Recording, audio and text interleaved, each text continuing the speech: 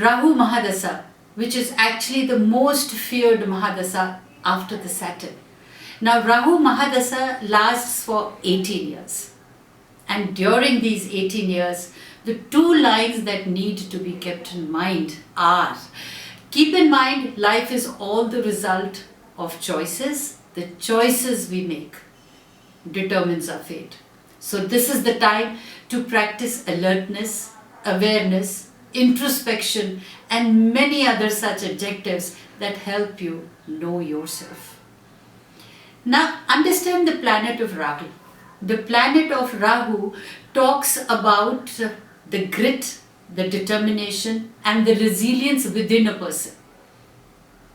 Rahu is a planet which gives you disillusionment, it gives you falsehood, it gives you maya, it gives you greed, it makes you materialistic, it makes you, want all those things be actually what we term as evil thoughts. For me, no thoughts are evil. I feel according to an individual's need, the person starts becoming greedy for that. I may be greedy for having good relationships or multiple relationships, or I may be greedy to experience more wealth, and more is never enough. So we become materialistic, we become greedy, and we want more and more and more. I've already explained about the Rahu Mahadasha. Now I'm going to be patiently explaining to you the Antardashas. I've explained the major period, now I'll be explaining the sub-periods. That when the dragon's head or Rahu Mahadasha takes place. Right, we have these sub-periods in these 18 years for a particular time. Now we come to Rahu as a Mahadasha and Mercury as the sub-period. Mercury is a wonderful planet. I always love it because it helps you exercise your communication skills, and it also judges and probably tests your intelligence, what to speak, when to speak, how to speak. So the planet Mercury or both being a benefic planet. Now there are various planets we term as malefic and benefic, though in my dictionary or in my scheme of things I find all planets very benefic because we've got to learn a lot from every planet.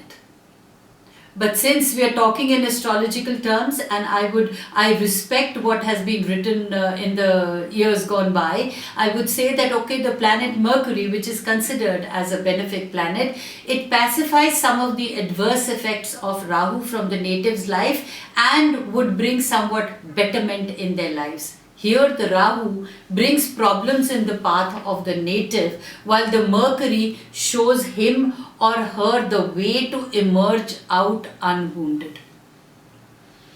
Besides this, as the domination of Rahu would prevail for its beings in the Rahu Mahadasha, right, Mercury in its Antardasha would be able to wipe out the negativity to an extent only.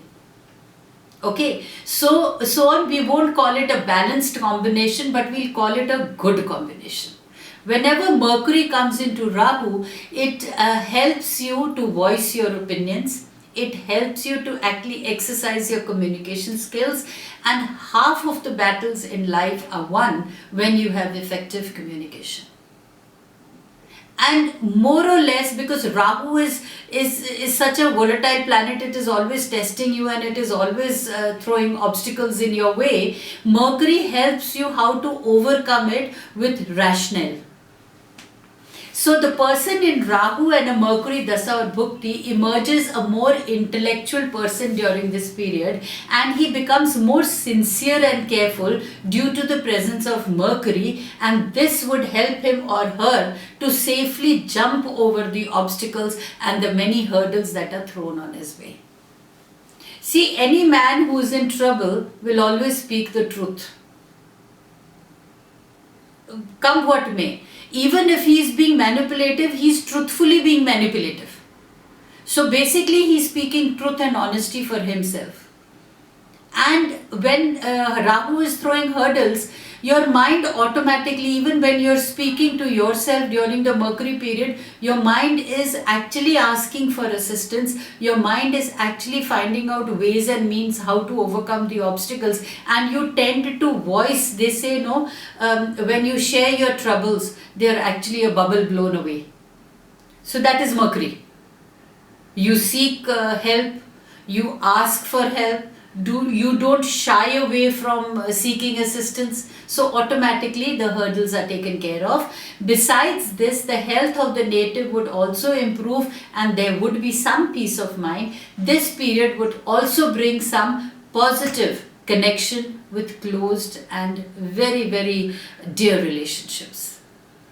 So the native in Rahu and Mercury Bhukti would see some growth in his or her financial stature. Obviously, कहते हैं ना, to earn money, good communication and effective communication is important.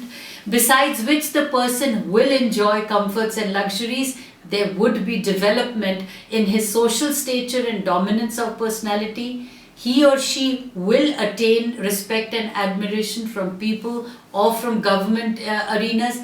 Besides this, his or her treasury of materialistic wealth will also increase. On the other part, the impact of Rahu would lead the person towards again some evil and immoral deeds through the planet Mercury, won't let it go towards those immoral activities to a great extent.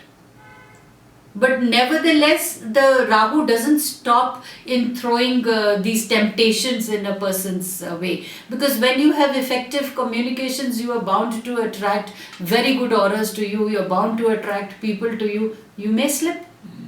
Whereas you are not required to slip. So again, Rahu is putting these temptations. Mercury is attracting these temptations. How you discipline yourself is again your strength of mind. So, this also means that at times you may disrespect the divine presence. See now, Mercury, because of your communication, since you are attracting good health, wealth, happiness is there, and since Rahu, the illusionary planet's Mahadasha is there, there are chances you may become arrogant and you may disrespect the divine presence and affronting spirituality and related arenas. Because of your communication being strong during this point, you may just question. It's nice to question the dogmas and the ritualism, but it's never right to question spiritualism, because spiritualism, according to me, is just being correct. You cannot question the correctness of anything or the correctness of someone. You can definitely question the ritualistic of people or their own values or their own principles, but if a thing is correct, you cannot. And the habit of lying comes, lying means telling lies, telling white lies. It comes very naturally during this period. So it's very important for you to hold your reins, and you need to get, I would say, need to get correct, feel correct, and do not get into any kind of unwanted or unreasonable conflicts, arguments just for the heck of it. And you need to fear from the government, fear the laws. Rather than I would say fear government, fear laws, I would say respect the laws and respect the government and respect the institutions that makes a society. If you respect all this, you obviously safeguard yourself from the thieves, from the swindlers, and from the people. So don't do loose talk during the Mercury sub period. Be correct, be firm, and be logical. While talking about all these major periods and sub periods, it's very important that not to take a generic view of it.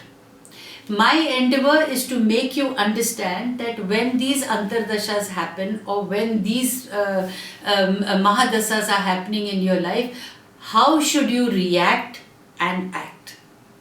But in actual, it's very important to know your natal chart, because once you know your natal chart, you are actually very face to face, or you are aware of your attitudes, and which actually determines your altitude. It's very important to know what is your subconscious mind, how resilient you are or how not resilient you are. So when you go to a learned astrologer and know about your natal chart, that which is the Mahadasha going on you, which is the Antardasha going on you, and which are the energies in your body that are getting affected. By the virtue of energized stones, you can balance those energies in your body and make that particular period in which you are finding the obstacles, or in which you are finding that these things are putting hurdles and you are unable to overcome them, it becomes easier for you to overcome the obstacles. It's something like when a car breaks down, you know that whether the exhaust has broken down, or whether the gas is not being properly pushed, or the pedal, or whatever the various mechanics. So you can probably get an overall view of this is what has happened to the car. For it to run smoothly, you need to reach a mechanic who will rectify that situation. So similarly in life, when you make your natal chart done, you can actually get a view of your real self and how you can make your life successful, what is the period in which your energies can be high.